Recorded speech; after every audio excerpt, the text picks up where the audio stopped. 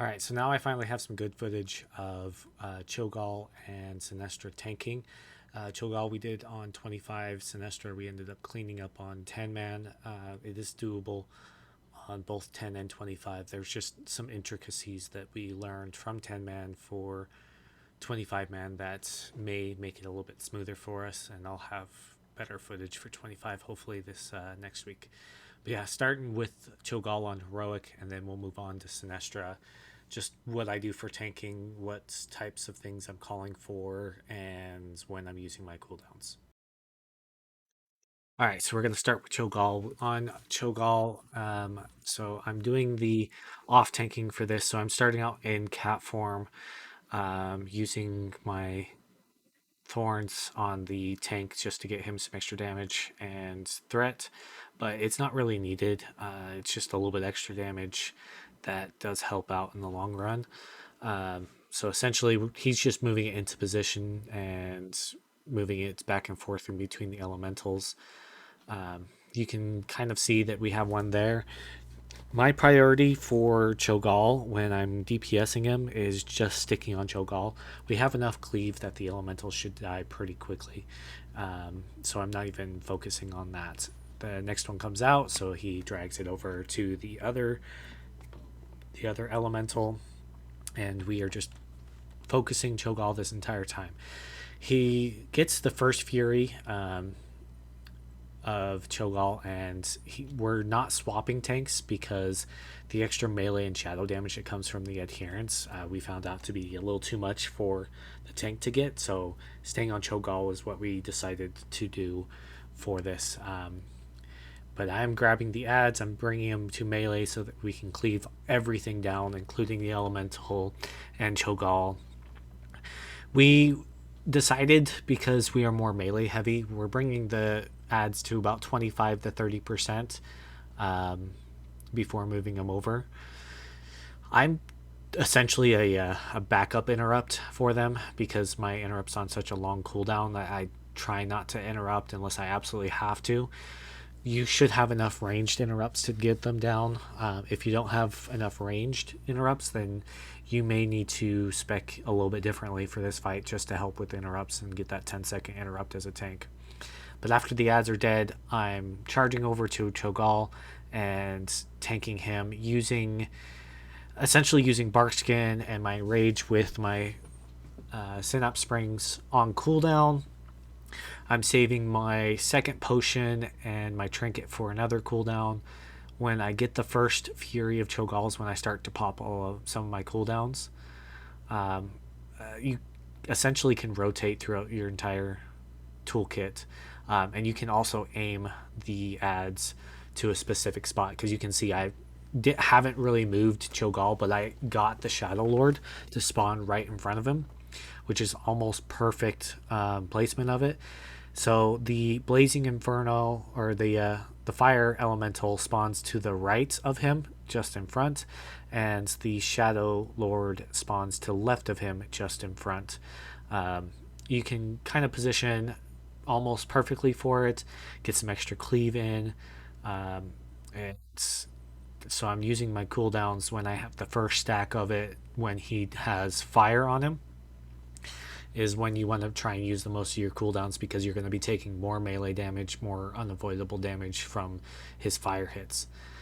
And get the second stack on me. Should be doing a tank swap here shortly. Dragging it back and forth between the Shadow Lord and the Fire Elemental. And that's the whole thing that I just do for tanking on this fight. It's just making sure I'm utilizing my cooldowns when I need the extra little bit of damage reduction, and making sure that I can go back into cat for when I'm not tanking anymore, because there's not enough damage that go out to keep up your vengeance. And this is another reason why ferals are so good, because we can also use our berserk and berserking if you're a troll to do a little bit more DPS and push the boss a little bit faster when there's no ads. So the next set of ads are about to come out now. I'm finishing up my berserk and essentially just grabbing the ads and pulling them into melee so that the shadow crashers don't go into melee, or attempt to not go in melee. And essentially you just want to hold them until he phases by the third one, because if you need to bring them out for the third one, that's fine, but it's just going to make a slower kill. Um, and now that we're in the last phase, he's trying to group up as many as the ads as he possibly can. And I'm just going to taunt it off of him after the first set and position him in the corner. My back is like fully against the wall, as close to the corner as he can possibly get. So like that's essentially the best positioning I can possibly get for this. But we should be swapping for pretty much every set of ads, every Fury of Cho'gall, just so that tanks are taking less damage during this part. And when you're not tanking, you should be helping to kill the ads or focusing the boss, depending on like what your group actually needs. But like you can see, we got two of the spiked tentacles like really close to each other, so I'm moving the boss to the opposite side just so that all of the range can avoid the tentacles as much as possible. The boss dies at 2.5%, so we are so close to being there. He's taunting off of me because his Fury Cho'gall is gone.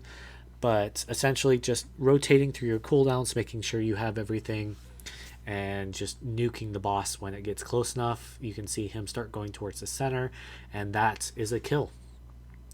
It's not the cleanest kill because we did have a lot of people die, but it is to be kind of expected. Alright, so now for Sinestra, we do reset her with a Hunter of Feigned Death, so that way we can get in position and Army of the Dead can actually do some damage to the boss, because it doesn't actually like move on this fight for some weird reason. Maybe it's just the pet AI not working properly for this, but I'm not sure. Essentially, for the first little bit, I am starting in DPS, full cat, and waiting till my berserk time is up. Once my berserk time is over, I'm swapping to the whelps almost immediately after, because the whelps already started to spawn here, but they're not down in the group yet. So rotating cooldowns for the flame breaths and keeping my big ones for when I'm away from the group. Alright, so here's all the whelps. They're gonna go on Army of the Dead or even Fire Elementals at the start. It's fine. You just need to get the initial threat on them and drag them away from the group.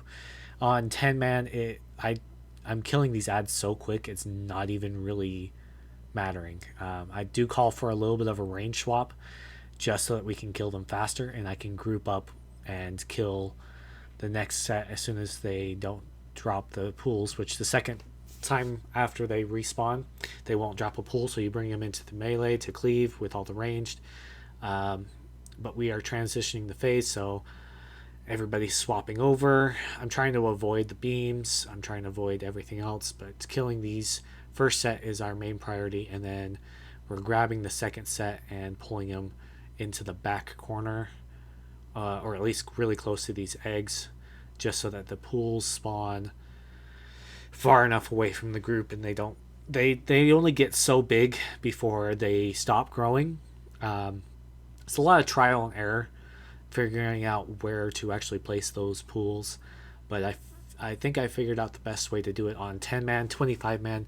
I'll have people following me around, and then back to Sinestra once all the whelps are dead. For 10 men, we did opt into me going to help out with the eggs. So I am swapping over to the egg, putting debuffs up on it so we can kill it faster. And once the egg is dead, I will be focusing the whelps the entire time. What I mean by focusing the whelps the entire time is that I will be grabbing them, putting them into specific spots away from the group so that the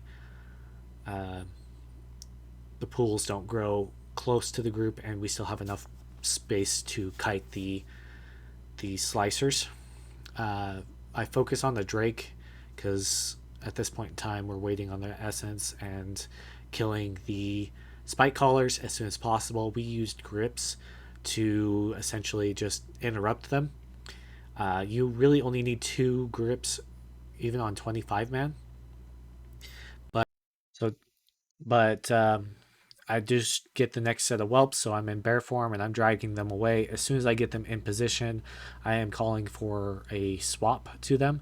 I'm trying to put them far enough away that they just the pools aren't going to grow much bigger than the one right in front of me, which is a great positioning. And then as soon as they are dead, I am going straight back to the entire group and I'm calling, all right, cleave these ones down.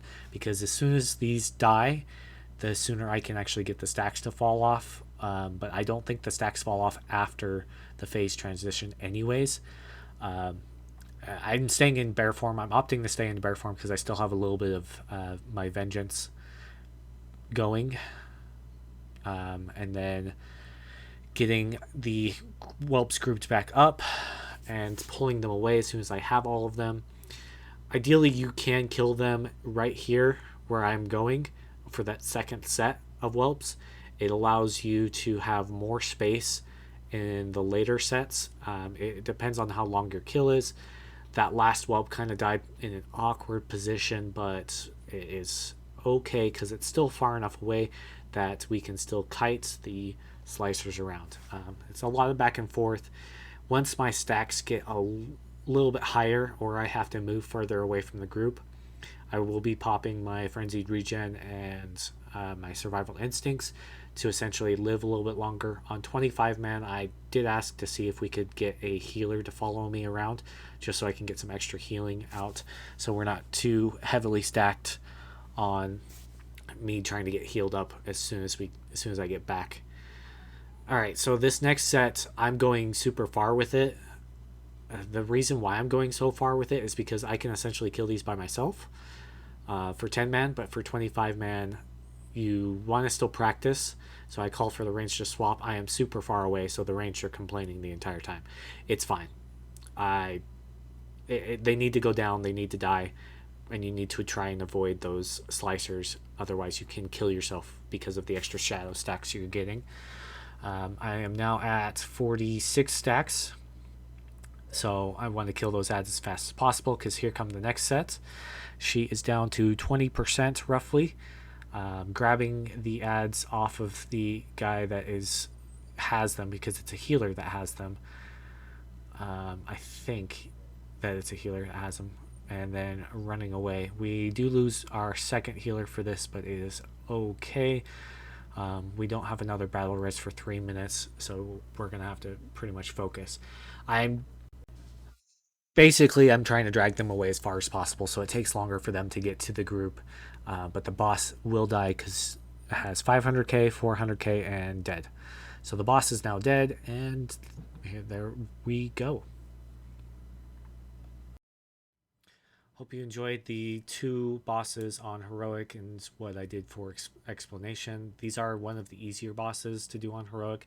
There still are more harder bosses to do later on, but I will get to those. If you liked it, leave a like. If you have any comments on it, go ahead and feel free to comment.